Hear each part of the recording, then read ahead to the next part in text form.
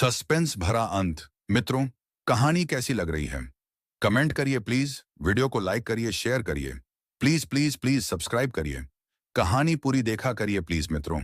हमें आपके सपोर्ट की बहुत आवश्यकता है प्लीज। आगे बढ़ते हैं।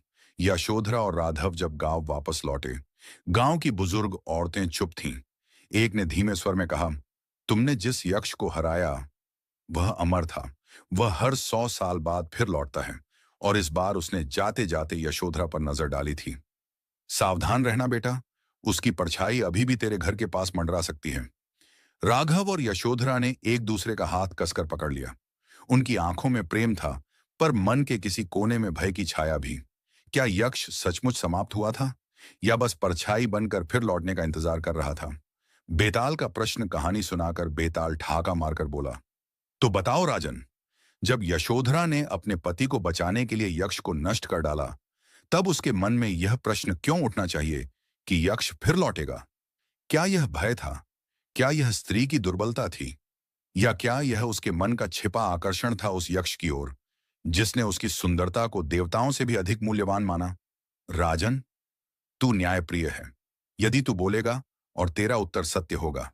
विक्रम का उत्तर राजा विक्रम कुछ क्षण मौन रहे। उनकी आंखें गहन विचार में डूबी थीं। फिर वे धीरे धीरे बोले, हे बेताल, यशोधरा के मन में जो भय था वह किसी यक्ष के प्रति आकर्षण नहीं था। वह केवल एक स्त्री का स्वाभाविक भय और सावधानी थी। सोचो, एक साधारण स्त्री जिसने अपने पति की रक्षा के लिए प्रेत को भस्म कर दिया, वह कैसे किसी और की ओर आकर्षित हो सकती है? उसके मन का भय इसीलिए था क्योंकि वह जानती थी यक्ष की शक्ति अमर है और उसकी परछाई लौट सकती है। यह भय उसकी कमजोरी नहीं, बल्कि अपने पति और वैवाहिक धर्म के प्रति उसकी सतर्कता थी। यही एक वफादार पत्नी का धर्म है। वह प्रेम करती है, साथ ही अपने पति की रक्षा के लिए हर आने वाले खतरे के प्रति सचेत रहती है।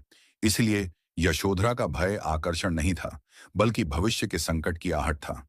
बेताल की प्रतिक्रिया। बेताल ठहाका मारकर हंसा, राजन, तूने फिर सटीक उत्तर दिया।